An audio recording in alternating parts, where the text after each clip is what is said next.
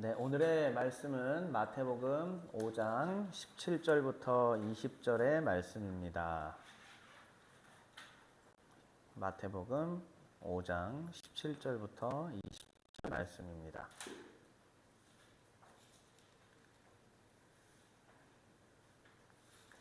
네, 한 절씩 교독해 볼까요? 제가 17절 먼저 읽겠습니다. 내가 율법이나 선지자를 폐하러 온 줄로 생각하지 말라. 폐하러 온 것이 아니요 완전하게 하려 함이라.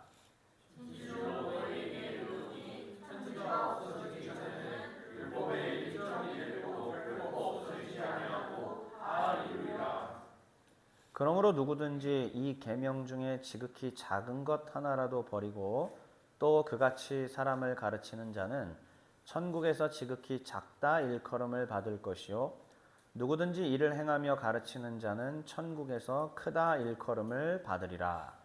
내가 너희에게 이르노니 너희가 성경과 바리새인보다 더 많지 못하면 결코 천국에 들어가지 못하리라. 아멘.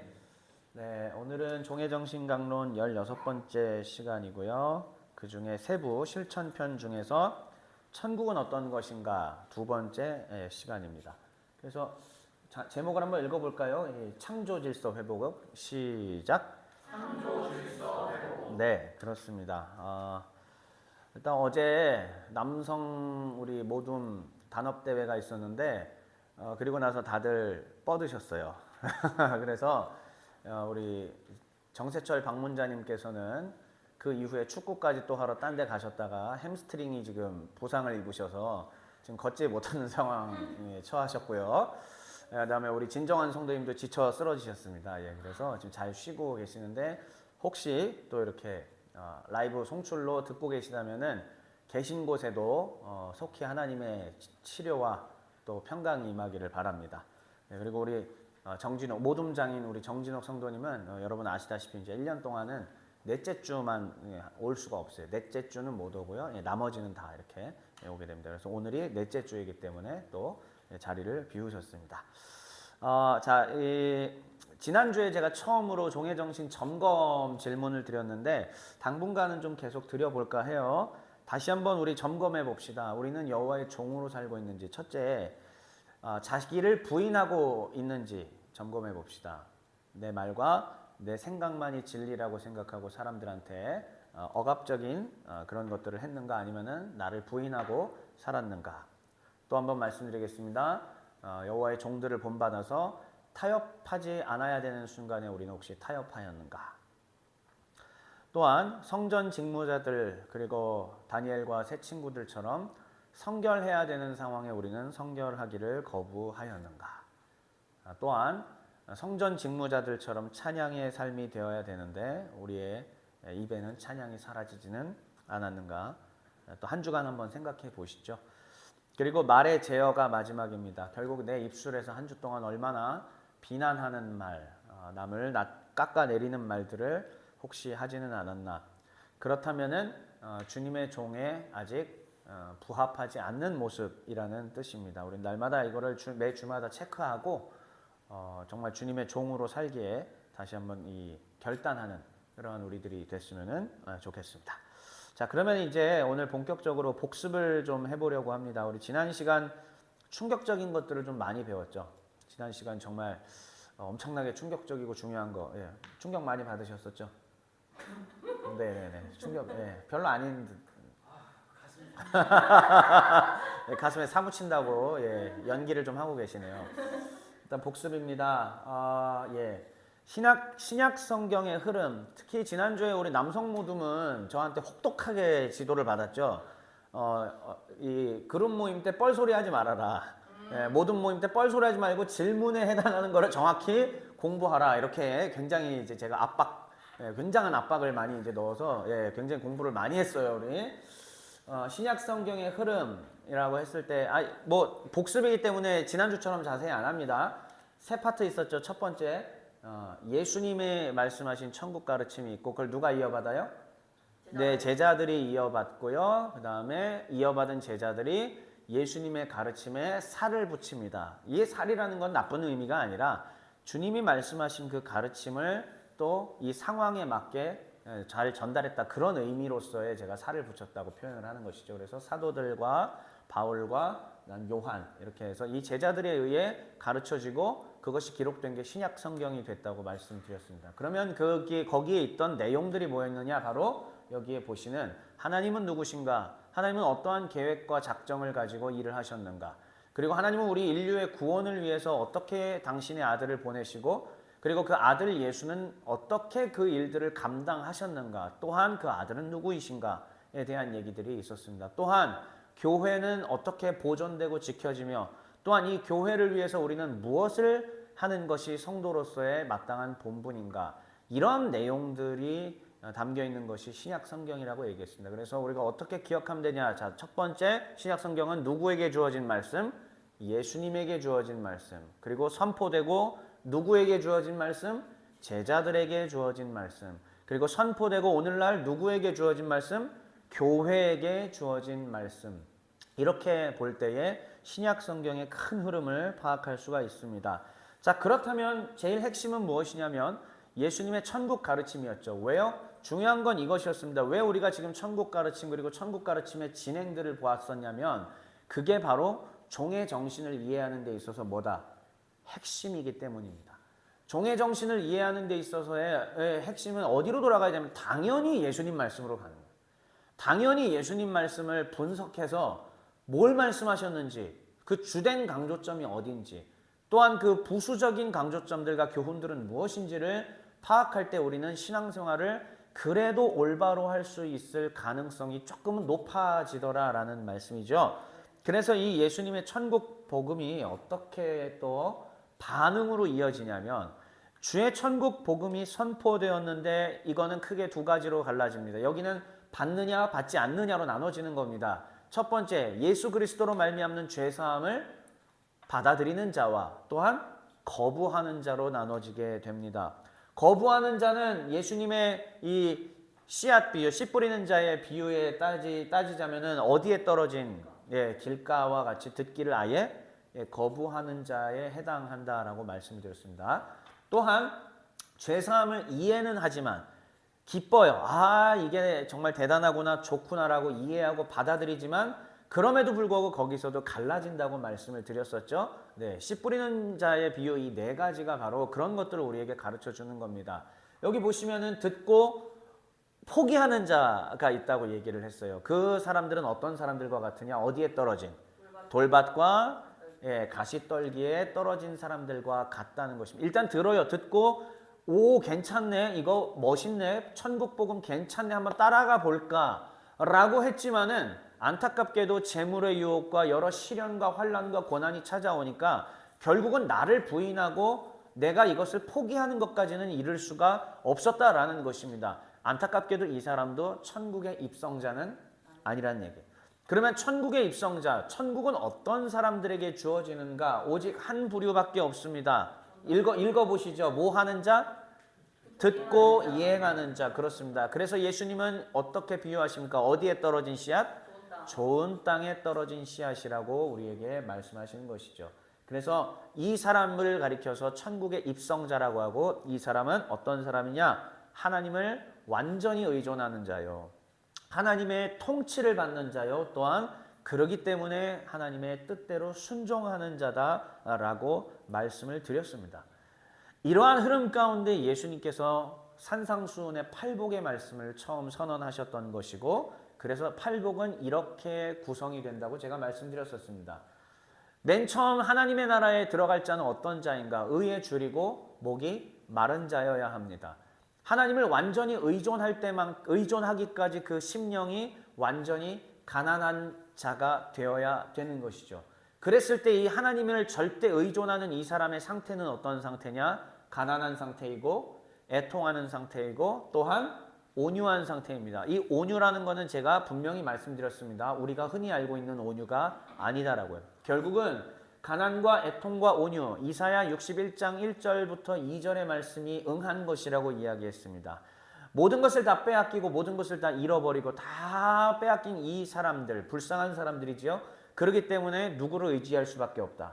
하나님을 의지할 수밖에 없다는 말씀입니다. 한 가지 예시를 좀 들어드릴게요. 불과 어제 밤늦게 우리 조성도님, 곽성도님은 제가 여기서 통화하는 내용을 들으셨겠지만 제가 어떤 분하고 통화를 좀 했어요.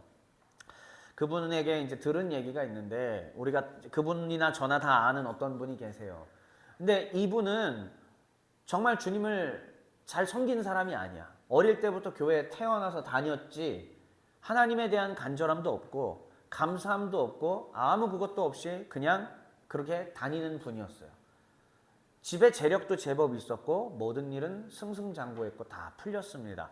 그렇기 때문에 하나님에 대한 갈망을 가질 이유는 없어요. 하지만 교회에서 봉사도 하고 할 거 다 하던 분이었어요. 그런데 어제 통화하신 그분을 통해서 제가 놀라운 소식을 하나 듣게 되었습니다.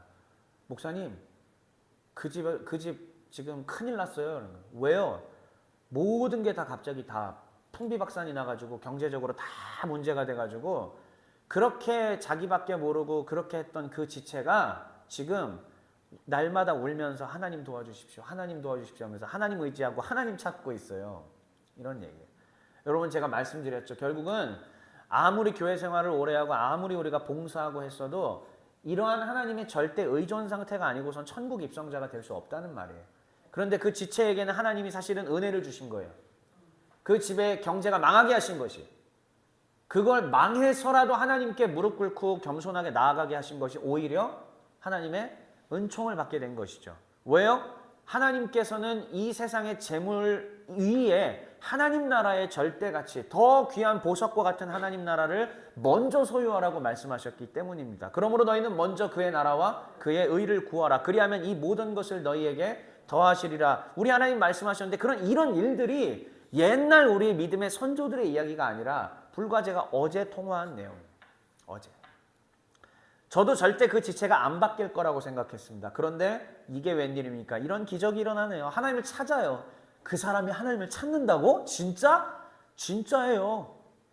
예, 그렇게 되기까지는 하나님의 이러한 개입, 절대 의존 상태를 만들어 가시는 개입이 있었다라고 했고 이 절대 의존의 결과가 무엇인가? 긍휼히 여기는 자는 긍휼히 여김을 받게 된다. 또한 마음이 청결한 자는 하나님을 보게 될 것이다. 화평케 하는 자는 복이 있나니 이렇게 예수님께서 말씀하시면서 절대 하나님을 의존하고 하나님의 통치를 받고 하나님께 순종하는 자는 바로 이러한 사람으로 변화되게 될 것이고 그 사람이 가는 곳마다 하나님의 긍휼이, 하나님의 자비가, 하나님의 화평케 하시는 은총이 임하더라라는 것입니다. 더 나아가서 이 사람이 더 깊이 훈련받고 주의 종으로 서게 된다면 어디까지 이어지게 되느냐? 의를 위하여 박해를 받는 자리까지 가게 됩니다. 이렇게 해서 하나님의 백성들이 만들어진다라는 이야기를 제가 지난 시간에 드렸고요. 예, 이 사람들을 가리켜서 우리는 누구라고 부른다? 여호와의 종이다라고 부르는 겁니다. 종의 교회가 가려고 하는 길이 바로 이런 길입니다. 저도 그런 삶을 살아왔고 살아오고 있고 앞으로도 계속 많은 부침을 겪겠죠. 많은 시험과 환난을 겪겠죠. 하지만 일평생 저는 이 길을 가려고 결정한 사람이고 우리도 그리스도의 도를 쫓아가는 사람들이기 때문에 정말 그리스도의 도를 쫓아가는 사람들이라면 이 과정을 반드시 거치셔야만 합니다. 그래서 우리 식구들은 이걸 피해가려고 하지 마십시오. 전 여러분들이 돌밭과 가시떨기 길가에 떨어진 사람이 되길 원치 않습니다. 이 말씀을 듣고 아멘하고 이행하며 주 예수를 기쁘게 하는 자가 되기를 주의 이름으로 축원합니다. 그러면 이제 오늘 순서는 무엇이냐면 바로 오늘의 스팟라이트는 이것입니다. 예수님이 이 땅 가운데 오신 목적이 무엇인지. 자, 5장 1절부터 12절을 봤잖아요. 오늘은 바로 아래에 있는 17절부터 20절 짧은 구절이에요. 예수님은 과연 이 땅 가운데 왜 오셨는가? 예수님이 오신 목적을 살피고 그 다음 창조 질서 회복 양상이라는 것을 제가 준비했습니다. 이게 무슨 말인지 아마 이해를 못 하실 텐데 예수님의 산상수훈 8복 이후에 진행되는 과정들이 바로 이런 내용들이에요. 그리고 이게 바로 천국 복음인 것이고 이 천국 복음과 종의 정신은 어떠한 관계, relationship을 맺고 있는 것인지 우리는 어떻게 천국 복음을 이해하면서 이것을 종의 정신까지 연결해서 이해해야 될지 여기까지 제가 오늘 마무리를 짓고 오늘 강론을 마치도록 하겠습니다. 그렇다면 첫 번째로 오늘 본문 말씀인 마태복음 5장 17절부터 20절 말씀을 한번 보겠습니다. 앞에 화면을 보시면서 따라오시면 되고요. 자, 정말 많이 본 말씀인데 여기에는요 엄청나게 중요한 것들이 숨어져 있습니다. 크고 비밀한 것들이 숨어져 있지만은 그 비밀한 것이 완전히 베일에 쌓여 있다는 건 아니고 이미 다 계시가 되었지만 안타깝게도 우리가 한글 성경이라는 이 번역본 때문에 안에 담겨 있는 그 깊이 있는 참맛을 알기가 좀 어려웠다라는 말씀을 좀 드립니다. 자, 그래서 이제 지금부터 제가 이 설명을 할 건데 어느 흐름으로 계속 보셔야 되냐면 예수님의 천국 이 복음의 가르침은 어디로 향한다? 창조 질서를 회복하는, 하나님이 원래 창조하셨을 때의 말씀 그리고 그 계획 디자인했던 모든 의도가 있잖아요. 하나님의 의도, 인간을 지으신 의도, 세상을 만드신 의도가 있잖아요. 그게 창조 질서인데, 목적인데 예수님이 지금부터 하시는 일들은 창조 질서의 목적을 회복시키는 방향으로 모든 걸 끌어갈 거라는 거예요. 그게 진짜인지 아닌지 지금부터 설명을 하도록 하겠습니다. 자, 첫 번째, 예수님이 당신 스스로 내가 이 땅 가운데 온 것을 뭐라고 얘기하시느냐? 17절 한번 읽어볼게요. 시작.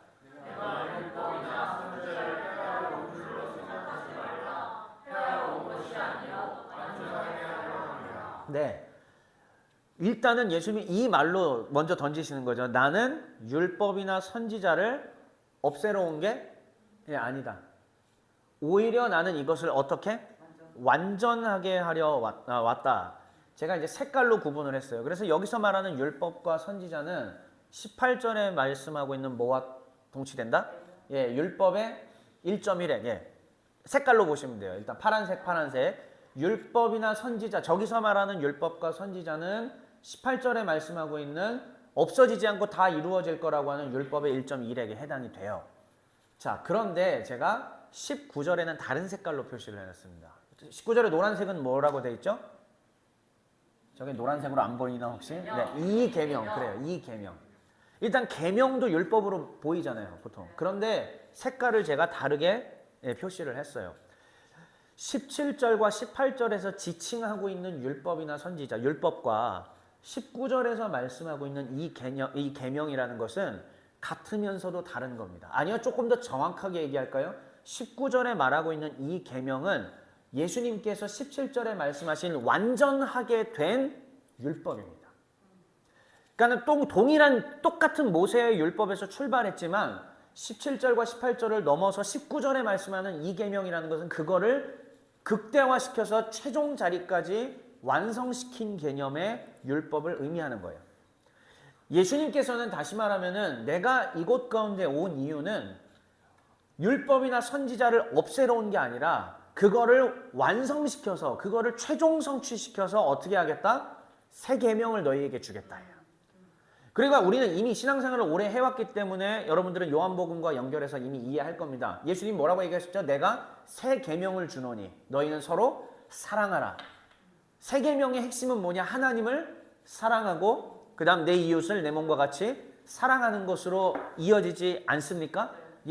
예수님께서 완성하신 새 개념을 가장 거대하게 얘기했을 때는 하나님 사랑과 이웃 사랑으로 나눠지게 되는 건데, 근데 처음 그것을 운을 띄우시는 장면이 어디냐면 바로 마태복음 산상수훈 이 장면인 거예요.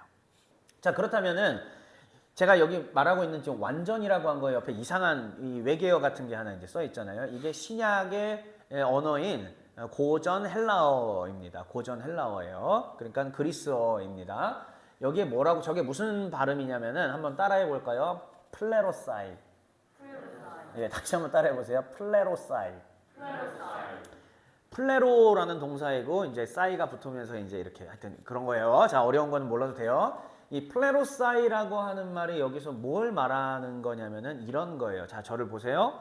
여기에 그릇이 이렇게 있는데 물이 요 정도 차 있다면은 이거는 분명히 그릇에 물이 들어 있는 거지만은 완전한 그릇의 모양은 아닌 거예요. 여기까지 아구가 끝까지 찼을 때 이게 완전한 형태를 갖춘다라고 볼 수 있는 것처럼 지금 예수님께서 말씀하신 거는요, 하나님이 이미 천지를 창조하셨을 때에 분명히 어떠한 목적을 갖고 주셨어요. 근데 이게 아담의 범죄 이후로 어떻게 됐죠? 쨍그랑하고 깨져버린 거예요. 근데 이걸 회복시키시고자 하나님께서 모세에게 어떻게 하신 거냐면 본드로 이렇게 붙여요. 이건 어디까지나 예시입니다. 예시. 본드로 쨍그란 거를 붙여가지고 다시 원래 그 모양에 준하게 만들었지만 아직까지는 이 모양은 깨져 있고 막 이러니까 완전한 그릇은 아닌 거죠. 자, 근데 그마저도 여기에 물이 어디까지 차 있었냐면 요 정도밖에 아직 안 차 있었던 거예요. 근데 모세를 통하여서 이게 주어졌고 시대가 흘러가면서 이해하는 듯 하지만 조금 더 시대가 흘러가면서 예수님 때에 가까이 오니까는 이거를 완전히 물은 다 증발돼 버리고 뭐만 남아있다? 깨져서 붙인 이 유리그릇만 남아있는 거예요. 그러니까 서기관들과 바리새인들과 사두개인은 지금 뭘 하고 있는 거다? 요것만 갖고. 그러니까 사실상 여기에서 나오는 이 물을 받아 마셔서 생명을 누리는 게 주 하나님이 원래 지으신, 원래 율법을 주신 목적이었는데 여기는 물은 다 날아가 버린 거예요. 그럼 예수님께서 다시요. 나는 하나님이 창세로부터 주셨던 그 말씀, 나는 모세를 통해서 회복시킨 그 율법의 말씀을 아예 와장창 없애러 온 게 아니다. 이 형태 그대로 줄 거다. 이 형태 그대로 줄 건데 이거를 깨진 자국이 이제 없이 숭 해가지고 어떻게 해요? 완전한 유리그릇으로 다시 만들 것이고 더 나아가서 이 안에 물이 하나도 지금 없잖아요. 어떻게 돼요? 그 배에서 생수의 강이 흘러 넘치게 해서 이 물을 너희에게 어떻게 하겠다? 마시게 하겠다. 그게 바로 플레로사입니다. 이해가 되셔요? 네. 이 플레로사이라는 표현 하나를 하기 위해서 제가 지금 이 비유를 다 여러분들에게 말씀드린 거예요. 예수님께서 그러니까는 이 땅 가운데 오신 이유는 뭐냐? 하나님이 원래 창조하신 그 창조 질서로 돌아가겠다. 그리고 그게 잠깐 깨졌다가 조금 회복시켜 주셨던 그 모세의 율법, 하지만 미안하지만 그것도 완전한 거 아니라고. 예수님은 내가 곧 하나님이시잖아요. 그러니까 내가 이것을 최종적으로 하나님의 권한을 받아서 플레로사이에서 너희에게 주겠느니 이제부터는 이걸 뭐라고 불러야 되느냐? 새 계명이다. 이게 바로 새 계명. 자, 그러면 지금 종회교회 여러분들 주일 예배 앉아 계시잖아요. 저와 여러분이 지키고 따라가야 될 이 방향 초점은 뭘까요? 어떤 계명일까? 모세의 율법과 새 계명 중에서 답은 정해져 있죠? 새 계명인 거예요. 그런데 우리는 신앙생활하면서 모세의 율법과 새 계명을 구분을 잘 못해요. 어느 날은 여기 조금 보고 어느 날은 여기 조금 보고 어느 날은 또 여기 큐티 조금 하고 어느 날은 여기 큐티 하고 어느 날은 여기 주일 설교 듣고 이러니까 중구난방 왔다 갔다 이래저래 통일성이 없어지는 거죠. 주님께서는 분명히 말씀하셨습니다. 이게 점진적으로 이렇게 해서 발전하다가 예수님 때에 이르러서 플레로사이 된 새 계명을 너희가 이제부터는 지키면 된다. 그런데 우리는 안타깝게도 하다가 다시 구약의 율법으로 돌아가서 이거를 가지고 지금 이거를 먹느니 마느니 이거를 해야 되느니 마느니 이걸 얘기하고 그거 아니라는 얘기예요. 자, 그러면 이렇게 하라라는 말로만 그치면 이거 갖고는 설득력이 떨어져요. 주님께서는 지금부터 이 말씀을 하시고 내가 모세의 율법을 어떻게 넘어서서 하나님의 원래 창조 질서대로 내가 율법을 해석하는지 지금부터 너희에게 보여주겠다. 이 말씀을 하세요. 이게 예수님의 가르침입니다. 자, 이게 오늘 제가 여러분들에게 보여드릴 게 바로 이제 이런 것들입니다. 자, 그러면서 일단은 그 뒤에 이제 21절로 제가 또 이제 쭉 그냥 표 하나로 지금 준비를 해왔어요. 그 설명을 하기 전에 20절 말씀, 요 한 번만 다시 한번 보시죠. 20절을 한번 읽어보세요. 시작. 내가 너희에게 이르노니 너희가 주님과 바리새인보다 더 낫지 못하면 결코 천국에 들어가지 못하리라. 그렇습니다. 결국 천국의 입성 조건은 자 오늘 모든 토의에 나오니까 꼭 기억하세요. 자, 천국의 입성 조건은 무엇이냐면 제가 아까 얘기했지만 하나님 절대 의존 상태가 되는 게 천국의 입성 조건 맞아요. 그런데 그거를 종합적으로 한 문장으로 정리하자면 이거예요. 너희 의가 서기관과 바리새인보다 더 낫지 못하면 천국에 못 들어간다. 그러니까는 우리의 의가 더 서기관과 바리새인보다 나으려면 어떻게 해야 되느냐? 하나님 절대 의존 상태가 돼야 돼요. 근데 하나님의 절대 의존 상태인 가난한 마음만 갖고는 또 되지가 않아요. 자, 중간 연결고리가 하나 빠져 있는 겁니다. 뭘까요? 가난한 자, 일단은 자, 천국에 들어가려면 조건 이제 마지막 열쇠예요. 자, 절 보세요. 이 열쇠를 열고 들어가야 되는데 이러려면은 우리의 의가 서기관과 바리새인보다 더 높아야 돼. 더 나아야 돼. 자, 그런데 일단 또 예수님이 말씀하신 천국 입성 조건은 완전 하나님 의존하는 가난한 상태가 돼야 돼요. 근데 가난해졌다고 해서 열쇠로 이걸 열지는 못해요. 뭐가 가운데 빠졌어요, 하나가. 뭘까요? 이 빠진 고리를 찾아보세요. 자, 예, 뭐라고요? 뒤에서 답이 나온 것 같아서. 예수의 뭘까요? 자, 이 강론이 주님께서 이 산상수훈의 강론을 마치시고 9장, 10장 지나서 9장, 10장까지 거의 전체가 제가 이제 그 뭐라 그럴까 산상수훈 넘어서 거기까지가 한 덩어리거든요. 12장까지가. 이 강론의 거의 끝부분에 이르는 11장의 막바지에 우리 주님은 이런 말씀을 하셨습니다. 제가 각색해 드릴까요? 바리새인과 서기관들이 짊어지 너희에게 지어온 그 멍에와 같은 무게 너무 무겁지. 율법 지키기 어렵지. 그게 너희에게 생명을 주는 것도 아닌데 맨날 짊어지고 가느라고 참 무겁지. 그러면서 예수님이 이렇게 얘기하십니다. 수고하고 무거운 짐진 자들아 다 내게로 오라. 내가 너희를 쉬게 하리라. 결국은 우리의 의가 서기관과 바리새인보다 낫기 위해선 뭐를 해야 되느냐? 예수님과의 완전한 유니피케이션, 연합을 이루어야 돼. 그리고 그게 되기 위해서 필요한 게 바로 주의 보혈로 죄 씻음을 받는 거죠. 그리고 그게 되기 위해서는 뭐냐? 주님이 행하신 이 모든 위대한 일을 내가 믿음으로 수납합니다. 믿음으로 받아들입니다라는 우리의 결단까지. 이게 이어져야 이 사람이 주님과의 관계가 형성이 된 거고 주님과의 관계가 형성돼야 가난해진 상태에서 형성돼야 마지막 열쇠를 열고 들어갈 수가 있게 되는 겁니다. 이거 얼마나 사실 우리가 한 게 아무것도 없냐 이거예요. 그러니까 우리의 기독교의 위대함은 복음을 값싸게 해서도 안 되지만 또 한편으로는 너무 값이 싸요. 한 게 없어요. 아무것도 한 게 없어요. 하나님이 우리를 부르사 우리로 하여금 이걸 깨닫게 하시고 내가 믿음으로 수납합니다. 근데 말로만은 아니에요. 듣고 행하는 자라고 제가 얘기했잖아요. 주님과의 관계가 연결돼서 듣고 행하는 자까지 정말 되면 이게 열쇠를 연 거예요.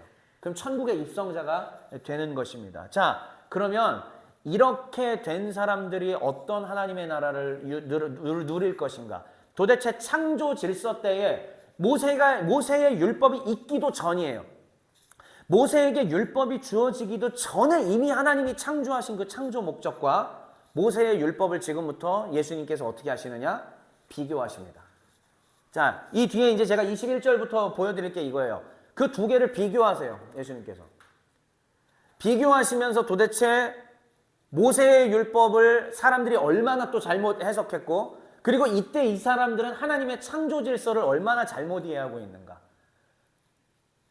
하나님 아버지의 마음을 이해하시는 것은 아들 예수밖에 없습니다. 완전히 이해하시는 것은 오직 아들 예수밖에 없어요. 그러니까 아들 예수님은 창조 때에 그 자리에서 중보자로 계셨기 때문에 성부 하나님의 마음을 100% 이해하고 계십니다. 그러니까 성부 하나님의 창조 질서의 목적을 본인은 다 기억하고 계시죠? 여기서 이제 풀어내세요. 뭐와 관련돼서? 모세의 율법. 즉 아까 깨진 것을 똑똑똑똑똑 붙인 그 그릇. 그것과 자, 저는 성경을 다 그래서 다 보려고 하는 게 아니라 제가 21절부터 48절에 이르는 그 모든 내용을 그냥 글 하나로 만들어 왔어요. 글자 수 라임 맞추느라고 엄청나게 힘들었습니다. 자, 저는 글자 수 라임이 중요하지 않습니까? 자, 보세요.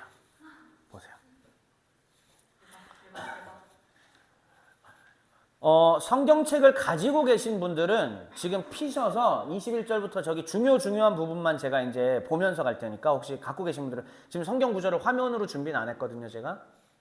자, 보세요. 예수님께서 이제부터 이 흐름 속에서 6번을 반복해서 이 얘기를 하십니다. 자, 보세요. 너희는 요래라고 들었다. But, however, 나는 너희에게 이르노니. 이 말이 이 구도가 무슨 구도죠? 다시요. 너희는 일상적으로 이런 말들을 율법 속에서 들어왔지. 모세의 율법에서 너희가 이렇게 들어왔지. But 그러나 나는 너희에게 이르노니 그거 아니야. 그러면서 창조 때의 원래 하나님의 의도대로 설명을 해주시는 겁니다. 얼마나 이게 위대한 장면인지 이해하시겠어요? 이 산상수훈에 담겨 있는 게 이런 거예요, 여러분들. 자, 보세요. 첫 번째. 21절 말씀 그냥 제가 편하게 읽을게요. 여러분들은 그냥 참고만 하시면 됩니다. 저는 편하게 자. 옛 사람에게 말한 바 살인하지 말라. 누구든지 살인하면 심판을 받게 되리라 하였는 것을 너희가 들었으나. 살인하지 말라 어디의 말씀이죠? 10계명이잖아요. 네. 제 몇 계명? 네, 6계명입니다. 제 6계명이에요. 자, 그냥 쉬워요. 그냥 살인하지 말라. 제일 유명한 것 중에 하나잖아요. 자, 그러니까 예수님이 이렇게 얘기하죠. 너희가 살인하지 말라라는 10계명 말씀 들었지?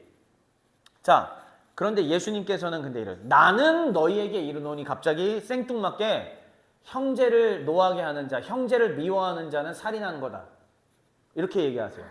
이게 무슨 얘기냐면, 자, 이게 다시 이걸 이해하려면은 이 모세한테 준 거잖아요. 이게 출애굽기 지금 20장에 처음 모세한테 준 거잖아요. 근데 원래 하나님은 모세에게 율법을 주기 이전에 이미 창조 때에 이 율법이 없던 시절에 원래 하나님의 목적과 의도가 있었을 거 아니에요. 창조 목적이. 지금 그것과 연결지어서 여러분들이 지금 이해하시면 됩니다. 자, 살인하지 말라라는 말을 들었습니다. 그런데 지금 현재 상황은 뭐냐면 사람들이 마음이 강팍해져 있고 예수님 당시에요. 그 이전에도 마찬가지고 그랬기 때문에 오케이. 살인하지 말라는 이 율법 요 조항대로만 지키면 되겠지. 그러니까 교묘하게 법망을 피해가기만 하면 되겠지. 살인하지 말라고 했으니까 죽을 정도로 때려주면 되겠지. 살인하지 말라라고 했으니까는 가서 요즘 SNL 보면 이제 귀에서 피나는 거 있잖아요. 막눈광 씨. 예. 그래서 예, 욕쟁이 저 정이랑이랑 그거 되게 웃기잖아요. 피가 막 날 정도로 욕 좀 해주면 되겠지. 회사에서 날 괴롭히는 그 인간 귀에다 대고 이러니까. 그리고 뒤에서 여론을 조성해서 저 사람 나쁜 놈이라고 나쁜 년이라고 얘기하면 되겠지. 살인하지 말라는 거 이것만 지키면 되잖아. 자, 살인하지 말라라는 말을 너희가 들었다. 그럼 너희 마음속에 읽어보세요. 실제 시작. 실제 살인만 안 하면 되겠지라는 마음을 너희가 혹시 품었느냐? 나는 너희에게 이르노니 네가 그런 살인의 마음을 가진 의도가 뭐냐?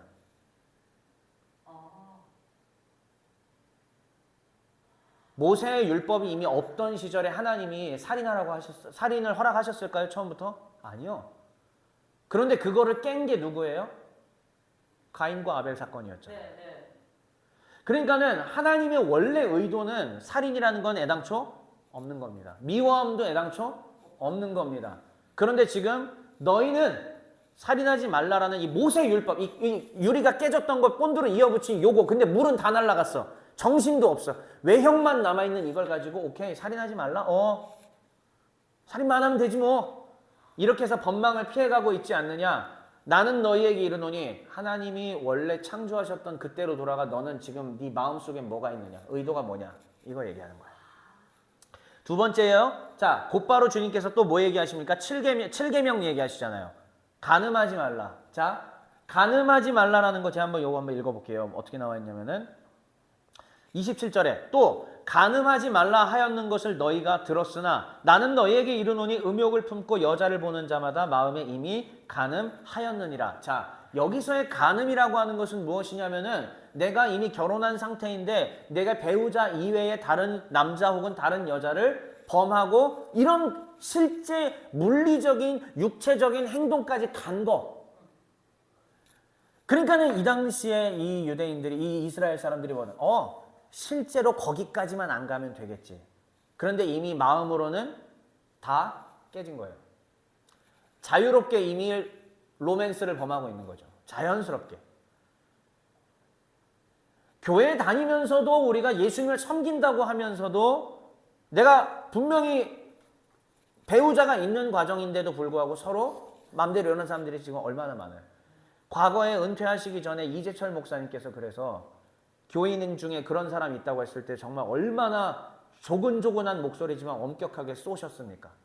교회가 그때 이제 진짜 발칵 뒤집힌 적이 있죠. 왜? 그분은 상당히 교회에서도 지위가 높았던 분인데 그렇게 아내가 있음에도 불구하고 다른 여자랑 드러난 이재철 목사님께서 그걸 얼마나 목소리를 크게 높이시지도 않았어요.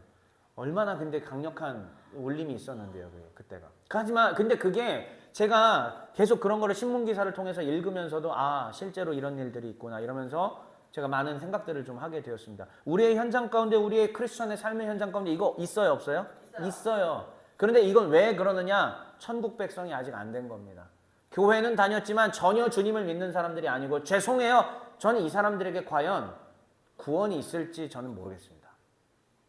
이건 굉장히 저도 준엄하게 선포하는 부분입니다. 자, 그래서 실제 간음만 안 하면 되겠지. 행동으로 옮기지만 않으면 되겠지. 그런데 예수님은 이렇게 얘기하시죠. 자, 다시 창조 질서대로 돌아가는 겁니다. 네 의도가 무엇이냐? 하나님은 처음부터 아담과 하와, 남자와 여자를 세상에 지으시고 온전하게 서로 연합해서 돕는 배필이 될 것이며, 서로 돕고 서로 지탱해주는 배필이 될 것이며, 서로 사랑하라 라고 말씀하셨고, 그렇게 해서 가정을 이루라는 게 하나님의 원래 의도인데, 너는 지금 모세의 율법을 네 맘대로 곡해하고 네 맘대로 끌어다 써서 왜 이렇게 왜곡시키면서 하고 있느냐? 의도가 뭐니? 네 안에는 범죄의 의도가 가득하구나. 너는 지금 하나님을 전혀 존경하고 있지 않구나. 종교인의 옷을 입고 있지만 복장만 봐도 사두개인인지 바리새인인지 구분이 되잖아요. 너는 지금 그걸 갖추고 있지만 전혀 너는 하나님을 공경하고 있지 않구나 라고 얘기하십니다. 세 번째예요. 이혼 증서를 주라 라고 제가 표현을 해놨습니다. 자, 이걸 이렇게 해요. 31절. 또 일러스되 누구든지 아내를 버리려거든 이혼 증서를 줄 것이라 하였으나 나는 너희에게 이르노니 누구든지 음행한 이유 없이 아내를 버리면 이는 그로 간음하게 하며 또 누구든지 버림받은 여자에게 장가드는 자도 간음함이니라. 이거 이해하려면 여러분들 어려울 거예요. 이혼 증서를 주라는 이 말씀은 신명기 24장 말씀이에요. 근데 거기에 잘 보세요. 이혼 증서를 내어주라. 이혼 증서가 뭐가 중요한 거냐면 이 증서를 갖고 있어야 재혼을 할 수 있든지 먹고 살 수 있는 경제권이 확보가 돼요. 근데 이게 없는 상태로 내가 이혼 당했잖아요. 그럼 이 사람, 이 여자는 죽어야 돼요. 진짜 먹고 살 길이 없어져요. 그러니까 사실 이혼 증서는 보호장치이기도 합니다. 그런데 잘 보세요. 이혼 증서를 줄 것이라 라는 게 신명기 24장에 있어요. 그런데 그 앞에 내용이 뭐라고 되어 있냐면 심각하게 도덕적, 그러니까 범죄를 저질렀을 때 남편이 있음에도 불구하고 다른 남자랑 이렇게 놀아놨거나 이런 확실한 표징이 있지 않는 이상 그러면 안 된다라고, 이게 단서가 달려있고, 그럴 때에는 어떻게 해라? 이혼 증서를 내줘서 그냥 보내라. 이혼해라. 근데 이 당시 예수님 당시 때에 이 이스라엘 사람들이 어떻게 하느냐? 마음대로 이혼하고 싶은 거예요. 이 여자가 내 아내가 마음에 안 드니까 지금 당장 저 여자랑 살고 싶은 거예요. 이 여자랑 살고 싶은 거예요. 그러니까 그냥 이혼 증서를 내주라라고 하는 앞부분 다 떼버리고 요것만 갖고 온 거예요. 요것만 딱 갖고 와가지고 요것만 얘기하면서 사람들한테 이혼 증서 주라고 했잖아. 뭐 이혼 증서? 그래서 읽어볼까요? 증서 발행만 시작. 증서 발행만 제대로 했죠. 이렇게 얘기하는 거죠. 근데 예수님이 말씀하신 건 나는 너희에게 이르노니 네 이혼의 의도가 무엇이냐. 하나님이 서로 돕고 보필하며 사랑하라고 얘기하셨는데 너의 이혼의 의도는 무엇이냐. 그래서 예수님께서 나중에도 말씀하시지만 오직 단 한 가지 이유를 빼고는 이혼 마음대로 하지 말라고 얘기하신 게 뭐냐. 그 단 한 가지의 제대로 된 이유, 서로 배우자를 놓고도 정절을 어겼을 때. 근데 그때는 주님께서도 이혼을 허락하십니다. 자, 그러니까 이 의도로 이것도 그러니까 창조 목적으로 지금 돌아가는 거예요. 아담과 하와의 이야기로 다시 돌려주면서 하나님이 처음에 가정을 세우시고 남녀를 세우셨을 때 의도가 무엇이냐. 하지만 네 의도는 뭐냐? 맞냐? 네가 지금 하나님 경외하는 거 맞냐? 이렇게 얘기하는 거예요. 네 번째, 헛된 맹세를 금지하라라는 말이 있습니다. 33절, 또 옛사람에게 말한 바 헛 맹세를 하지 말고 내 맹세한 것을 주께 지키라 하였다는 것을 너희가 들었으나 나는 너희에게 이르노니 도무지 맹세하지 말지니 하늘로도 하지 말라. 이는 하나님의 보좌이며. 여기까지만 읽겠습니다. 자, 이것도 되게 어려운 얘기예요. 구약에 두 개의 말씀이 섞여 있기 때문입니다. 자, 그런데 뭐냐? 헛맹세를 하지 말라는 말씀과 맹세한 걸 주께 지키라.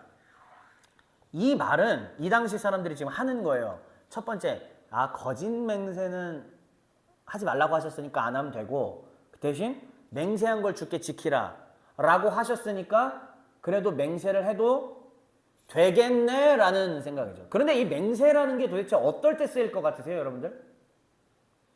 사람과 사람 사이에 맹세해 라고 하는 거예요. 어떨 때 이 맹세가 쓰일 것 같아요? 돈 문제 오갈 때예요. 제가 공교롭게도 이러고 있었네요. 이건 전혀 의도가 아니었는데, 예, 공교롭게도 이러고 있었네요. 돈 문제 오갈 때, 경제적 이해타산이 걸려있는 문제 때, 내 걸 지키기 위해서 뭐 하라는 거죠? 맹세하라.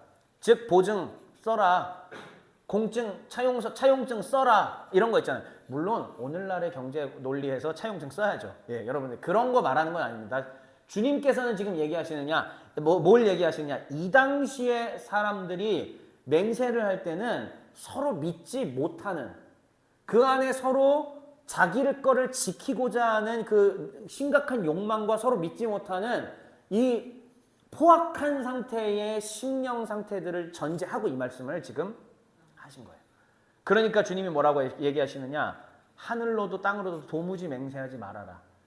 원래 하나님이 창조하셨던 그때로 돌아가면 맹세 따위는 있지 않다. 그냥 주라. 나눠주고 이 사람이 정말 어려우면 베풀어라. 받을 생각하지 마라. 이게 주님 말씀이에요. 자, 다시요. 계속 어디로 향하고 있죠? 창조대로. 예. 그 사이에 모세 율법이 껴있는 거예요. 이 이스라엘 사람들은, 예수님 때 이스라엘 사람들은 모세 율법을 비추어서 지금 모든 거를 지금 지들 멋대로 곡해해서 해석하고 있는데 예수님은 어디로 돌아가고? 요때로 돌아가서 지금 해석해 주세요. 이게 먼저일 거 아니에요. 모세 때보다는 이게 먼저일 거 아니에요. 그렇죠? 자, 그 다음 법에 따른 보복. 그냥 빠르게 얘기할게요. 보복 자체를 뭐 금한 건 아니시네. 예. 주님이 보복하라고 하셨죠, 사실. 눈에는 눈, 이에는 이. 그런데 이것도 똑같은 거예요. 아까 말씀드린 거랑. 보복하려는 의도가 뭐냐는. 그러니까는 예수님께서는 보복하지 말라. 하나님께 맡겨라. 왜? 창조 때에는 보복이라는 개념이 있지 않았기 때문에. 자, 다시요. 이 마태복음 5장, 6장, 7장 내용은 누구에게 주어진 겁니까? 천국 제자들에게 주어. 너희가 진짜 천국 제자라면 보복할 생각 하지 마라. 구약 율법에 보복의 말씀이 있다 할지라도 원래 주의 뜻은 그런 거 아니었다. 원래 하나님의 창조 질서대로 돌아간 세 계명을 너희가 지켜야 될 거 아니냐. 보복하지 마라. 이 말이에요. 자, 그 다음 마지막입니다. 원수에게는 미움. 이게 뭐냐? 이거는 진짜 제대로 이 당시 사람들이 성경 자체를 왜곡시킨 해석을 했어요. 자, 보세요. 43절에 이런 말이 있어요. 또 내 이웃을 사랑하고 내 원수를 미워하라 하였다는 그 흔한 풍설을 너희가 들었나니. 그러니까 이 당시의 사람들의 시대 정신입니다. 뭐요? 이웃은 어떻게 해라? 사랑하고 원수는 미워해라. 자, 그런데 구약 성경 말씀에 원수는 미워해라가 있을까요? 없을까요? 없어요. 다시 말하면 이 당시 이 이스라엘 사람들이 지금 요거는 어떻게? 자신들의 맘대로 만들어낸 겁니다. 그러니까 원수를 근데 예수님은 그러니까 뭐라고 얘기하시죠? 그거 아니야. 이웃도 사랑하고 원수도 사랑해야 돼. 이게 바로 세 계명의 모세의 율법의 이 내용과, 정확하게 얘기할게요. 모세의 율법을 왜곡시킨 사람들과 예수님의 세 계명의 결정적 차이인 겁니다. 자, 그럼 모세의 율법에는 어떨까요? 모세의 율법도 원수, 보복 내용은 있지만 근본적으로 내용의 흐름은 사랑하고 이해하고 정말 심지어 원수라고 할지라도 내 원수의 소가 빠져 있으면은 건져주라라고 얘기했어요. 하나님의 원래 그러니까 의도는 모세에게 주셨던 하나님의 원래 의도는 사랑입니다. 원수 갚음이 아닙니다. 용서입니다. 그런데 여기서는 뭐라고 얘기하시느냐? 나는 너희에게 이르노니 이같이 하나님 말씀을 왜곡시키는 너희들의 의도가 무엇이니? 왜 왜곡시킨 거야? 의도가 뭐야? 말해봐. 여기까지가 지금 제가 살핀 말씀이고 이제 정리합시다. 그래서 천국 복음과 종의 정신을 이제 정리하겠습니다.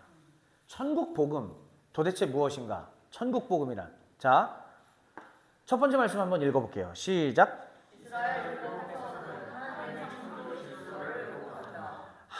이스라엘에게 주어진 율법은 하나님의 창조 질서를 왜곡시키진 않습니다. 하지만 이거를 누가 왜곡시켜? 사용자가 왜곡시키는 거예요. 자, 두 번째 읽어보세요. 시작. 네, 예수님의 천국복음 선포는 잘못 왜곡시키고 있던 이들의 사고와 이들의 모든 이념과 사상을 와장창 박살내서 다시 어디로요? 하나님 창조 질서로 돌아가게 해서 그 기본 근본 정신을 회복시키는 일을 합니다. 세 번째입니다. 시작.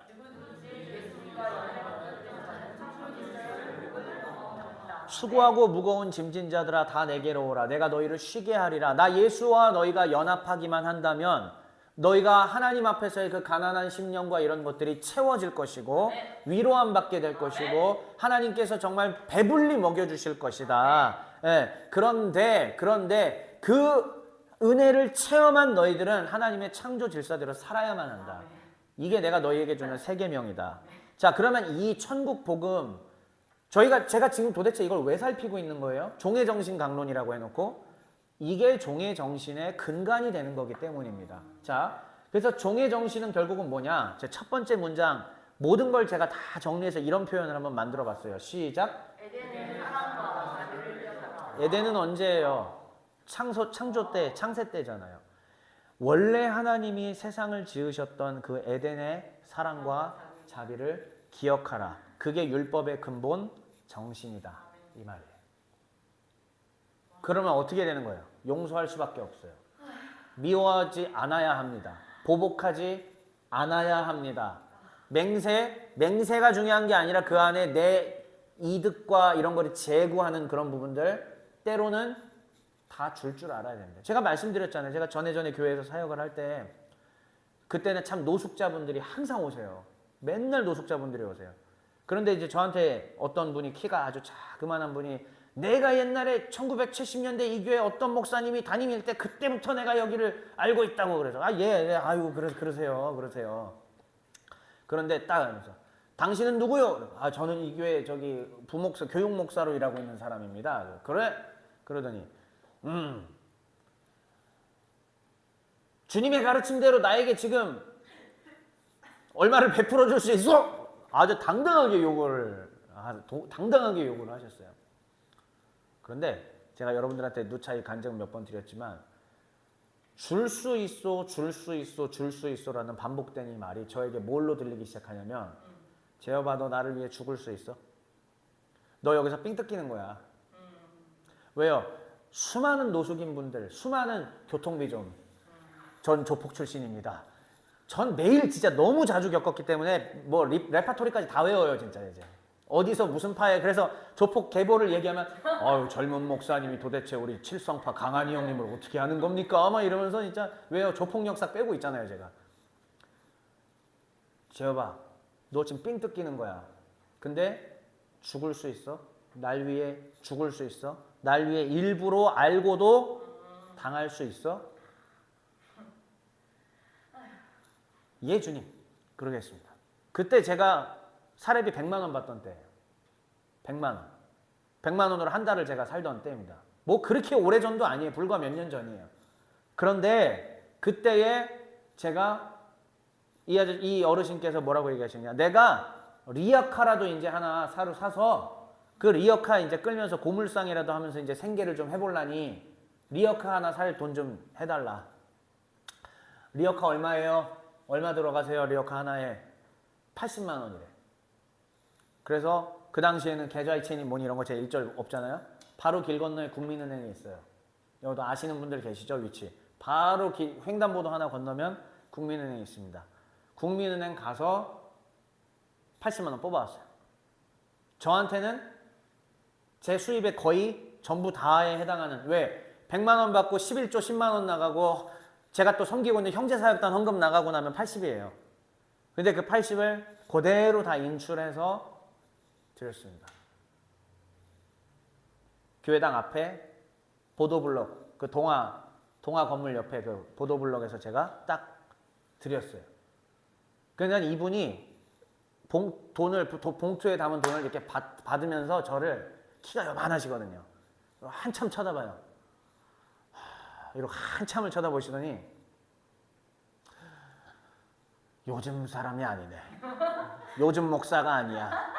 이러더니 눈이 아주 맑아. 눈이 아주 맑아.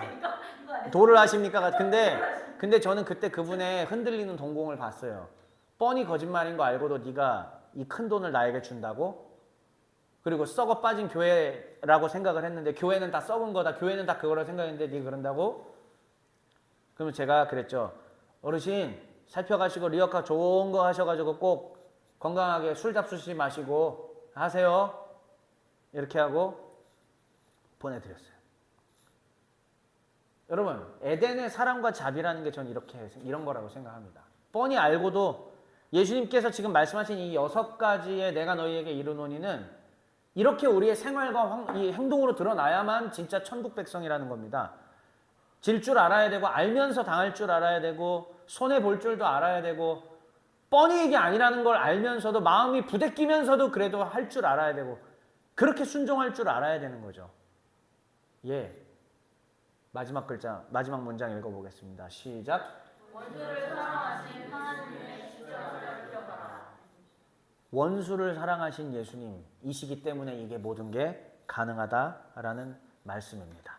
사랑하는 우리 종의 가족 여러분들, 지금 천국은 어떤 것이냐라는 것을 계속 전하고 있습니다. 그리고 그의 앞에 있는 큰 주제는 종의 정신 실천편입니다. 종의 정신을 실천하기 위해서는 먼저는 예수님의 가르침을 완벽하게 이해하고 있어야 돼요. 물론 완벽이라는 게 100% 아닙니다. 그러나 진짜 예수님이 말씀하신 그 핵심 개념이 뭔지를 정확히 이해하고 살아야 해요. 그게 크리스천입니다. 그리고 예수님이 지금 율법을 재해석해 주신 이 내용을 꿰고 있어야 돼요. 우리는 완전히 이해해야 돼요. 살인하지 말라 너머 안에 네 의도가 무엇이냐? 간음하지 말라 너머 안에 네 의도가 무엇이냐? 의도가 무엇이냐? 의도가 무엇이냐라는 이 주님의 질문에 답변할 수 있어야 됩니다. 그럴 때 진짜 크리스천이 되는 것이고 그 사람이 바로 이 본문의 위에 나와 있는 너희는 세상의 소금이라. 너희는 세상의 빛이라. 소금이 만일 그 짠맛을 잃어버리면 무엇으로 짜게 하리요? 다만 버리워지고 밟힐 수밖에 없다. 너희는 세상의 빛이라. 산 위에 있는 동네가 숨겨지지 않는다. 아무리 너희가 빛을 가린다 할지라도 저 밤에 저 산 꼭대기에 있다 할지라도 자그마한 불빛을 켜면 산 밑에 갈릴리의 호수에 배에 타고 있는 그 사람은 그 불빛을 보고 위치를 확인할 수 있다.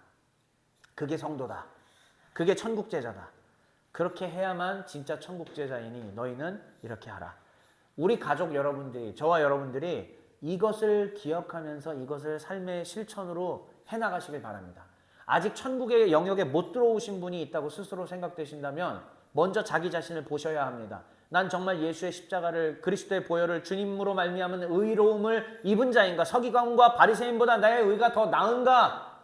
정말 주님과 온전히 연합한 자가 돼서 하나님을 간절히 바라면서 그 의존하는 상태가 되어 있는가? 통치를 받고 있는가? 그래서 주님께 순종하며 살고 있는가를 점검하셔야 되고, 그런 사람이 되었다면 이 어려운 디테일들을 고민하면서 풀어갈 준비하셔야 됩니다. 그리고 마지막 하나 더, 박해를 받는 자리까지 가셔야 돼요. 박해받는 자리까지. 그게 진짜 크리스천입니다. 오늘날 21세기의 한국이라는 상황 속에 우리 하나님은 저를 통해 이러한 주의 제자를 부르고 계십니다. 우리 교회가 앞으로 이러한 제자를 계속 부르고 가르치고 기르고 쓰러지면 함께 또 손잡아 일으키고 이 길을 함께 해나갈 수 있는 종의 교회가 되기를 간절히 바랍니다. 이 시간에 함께 우리